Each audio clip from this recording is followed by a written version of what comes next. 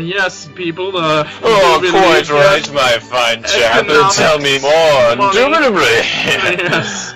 Well, welcome everyone to the Geek Bubble. This is Classical Movie Mondays, where every other Monday we take a look back at a classic movie and just talk about it, look over it, see what we think. JJ, tell them how we started this great idea. Well, Grant, we both got somewhat addicted to League of Legends last semester, and you approached me this fine winter break and said, JJ, fine chap. And I said, yes, Grant, indubitably, tell me more.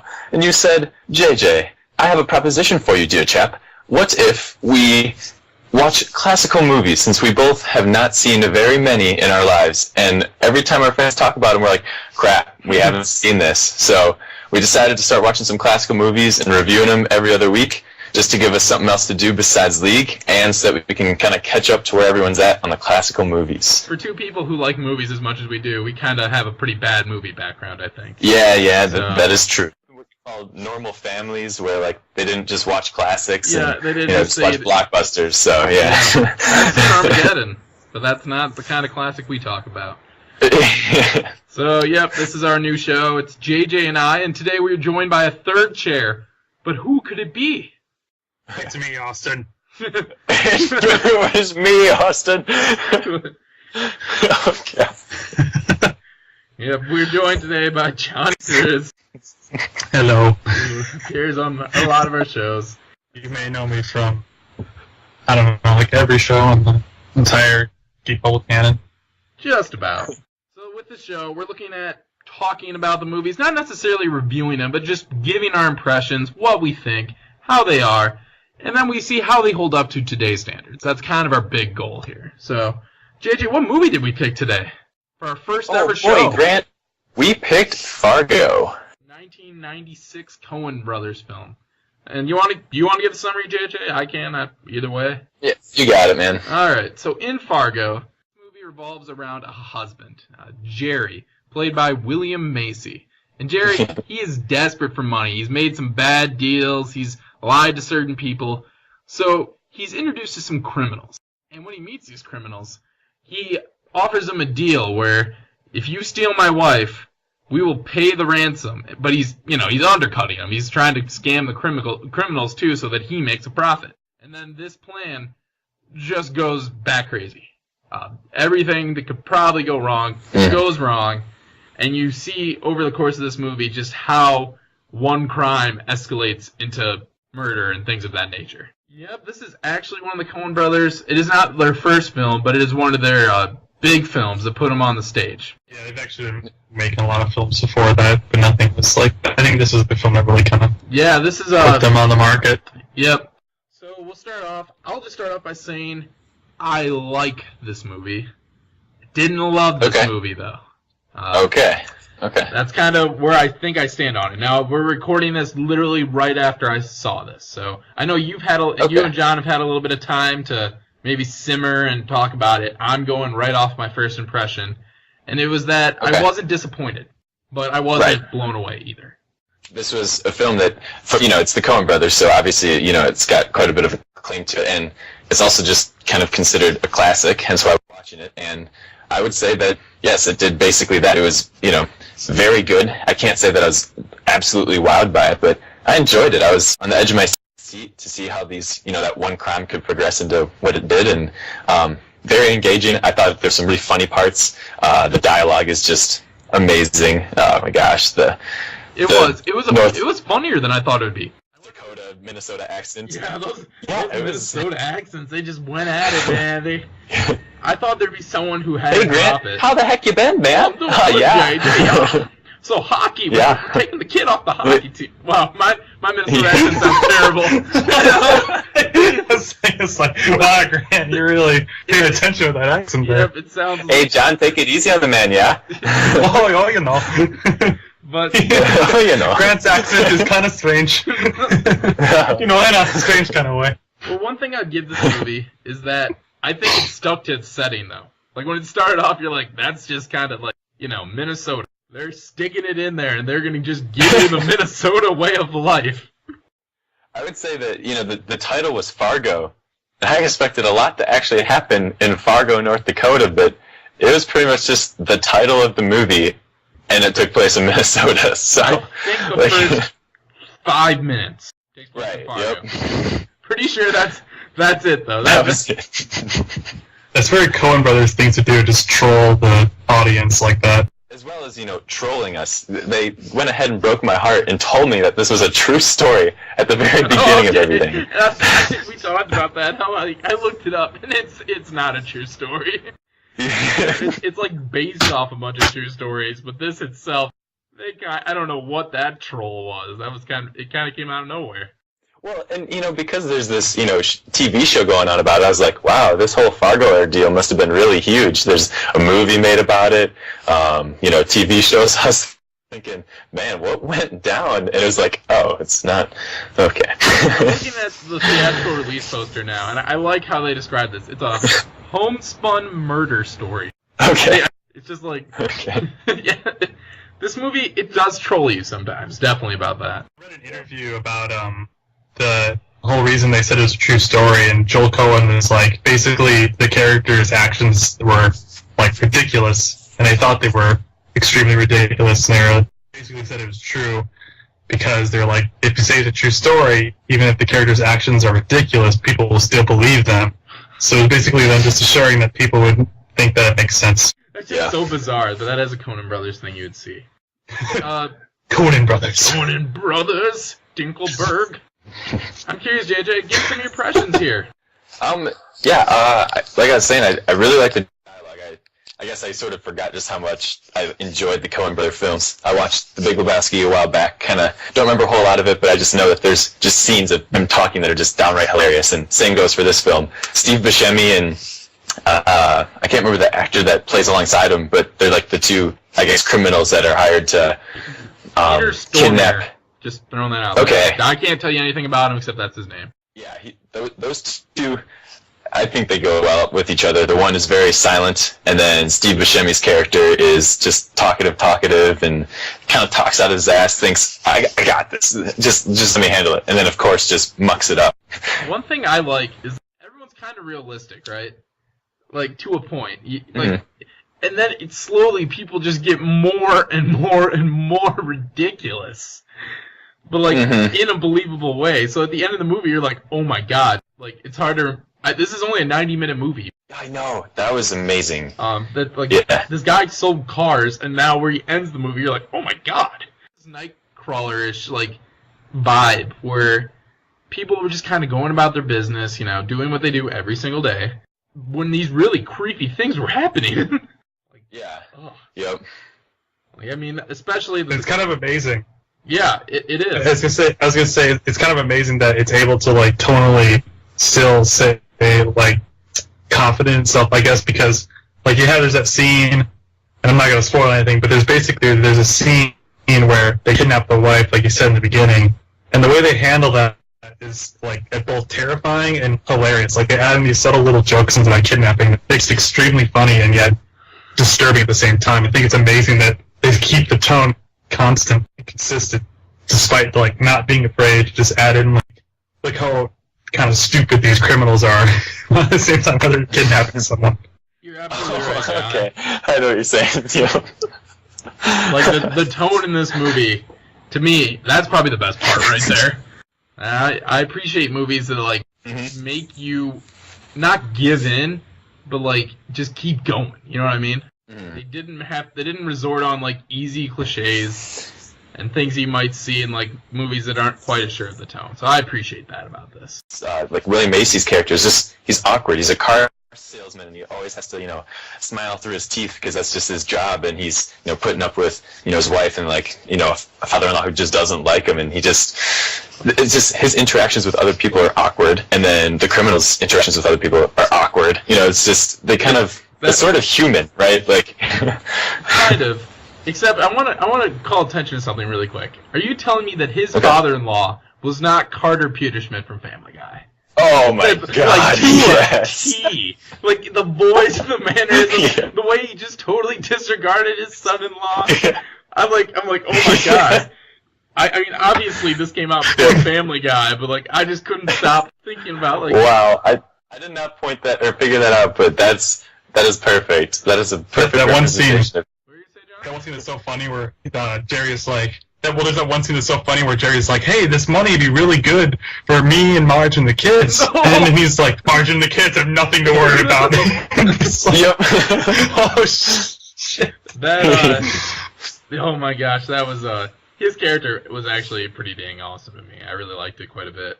Mhm. I think another standout performance, and from what I am looking at right now, this was actually an Academy Award-winning performance, JJ, was the character of the female pregnant cop, Marge Gunderson, played by Frances McDormand.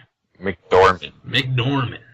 That was, it kind of, I mean, she doesn't come in till about a half hour into an hour and a half film, right? Yeah, and Rotten Tomatoes or just some site when I Googled Fargo just to see what it was. Basically, the first sentence it tells me is a pregnant cop, receives a call to investigate a murder. I'm kind of expecting this to happen halfway through the movie. I'm like, where is this coming in? And then, halfway through, okay, here we go. Movie starts. All right. Marge and her husband. It's like, that husband is so adorable. He's like, honey, I'll get up and make you some eggs. Isn't that the sweetest thing? Like when he gets up to make her eggs? Yeah, it always melts my heart. That's a great word, actually. Adorable. Yeah. That's how I felt, too. Their love for each other is so pure, and, her... But you know what? An ugly guy like that would never get someone like Marge in real life. Ever. Is Marge like a drop gorgeous babe? Come on. I mean, she's like a 7 or an 8 at least, right? It's Minnesota! She's a 10 on the Minnesota scale. Oh, damn. Yeah, so is he.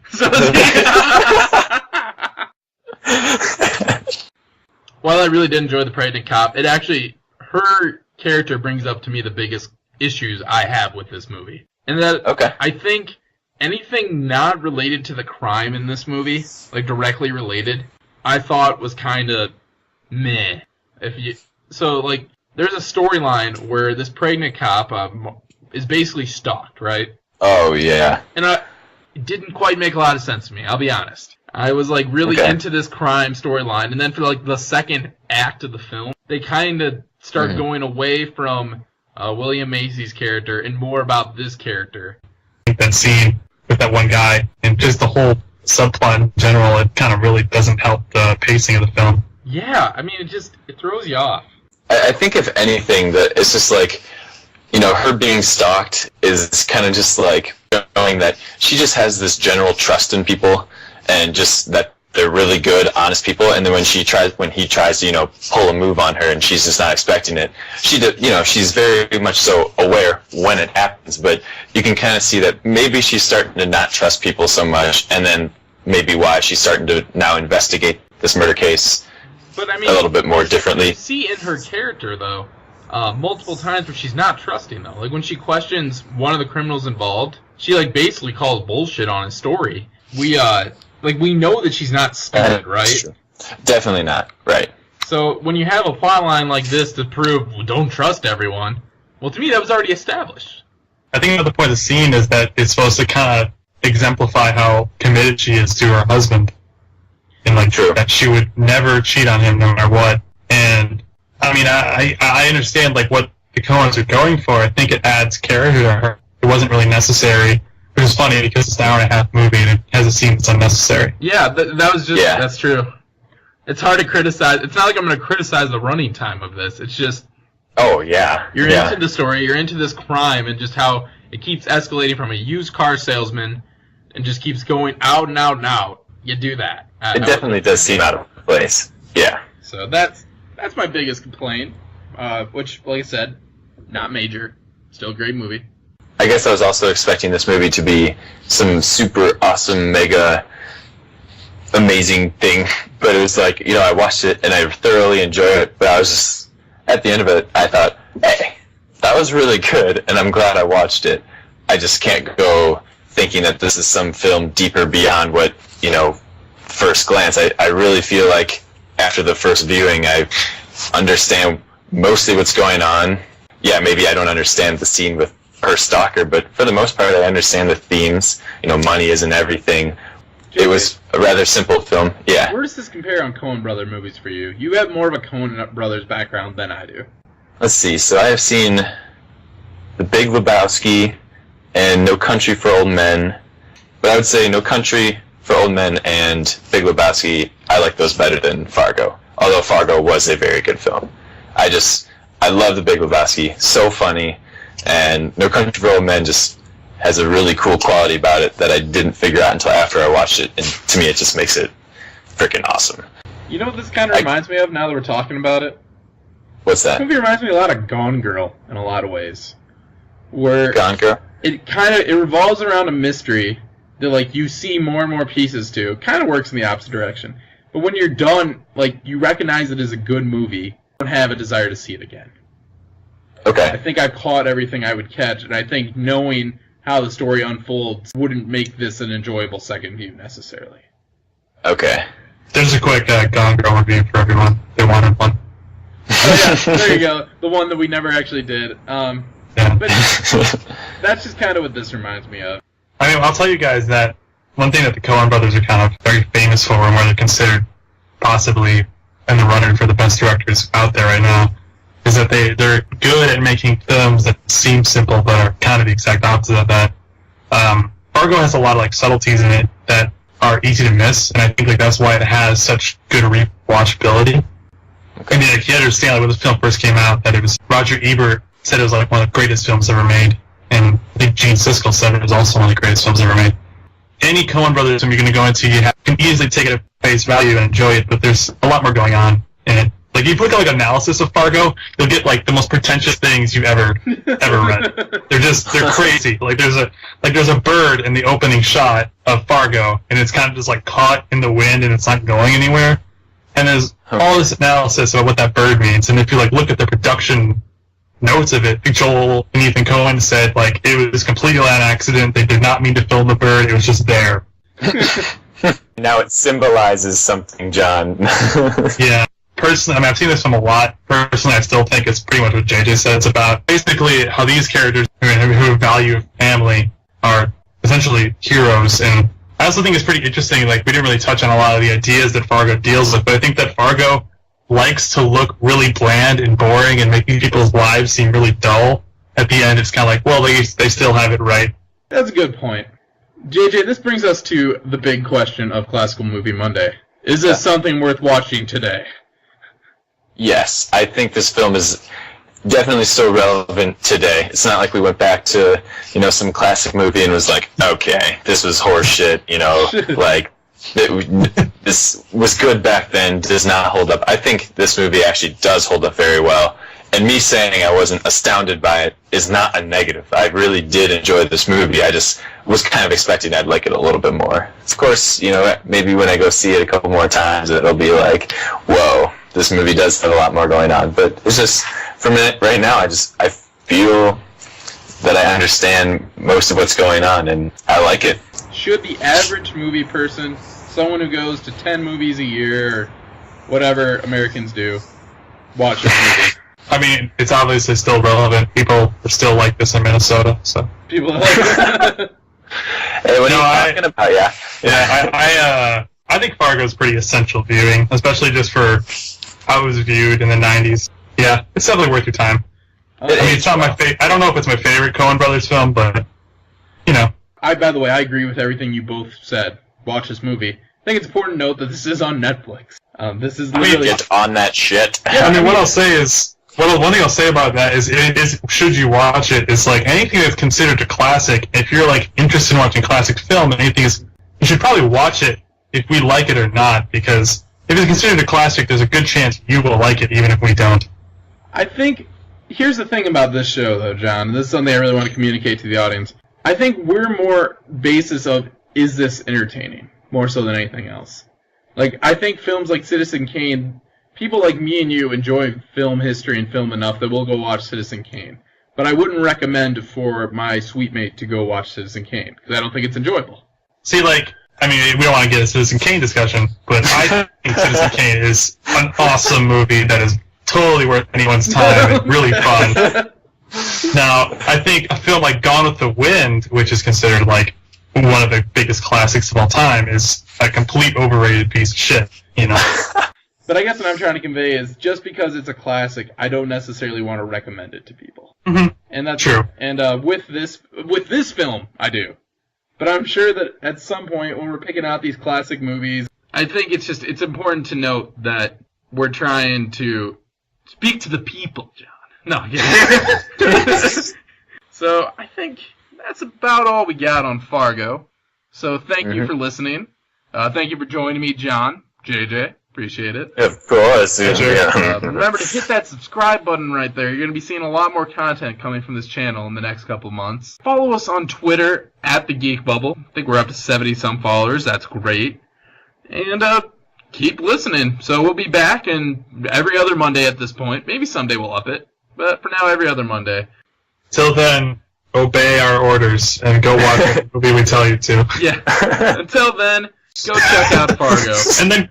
And then comment about how awesome we are. Yeah, make sure you do that. Jerry Lindegaard, you got the car? You bet. Brand new burnt umber Sierra. You want your own wife kidnapped. Her dad, he's real well off. So why don't you just ask him for the money? See, these are personal matters. Personal matters? Wait, it's Jerry. I don't know what to do. It's my wife. We gotta talk. It's something hard, jeez.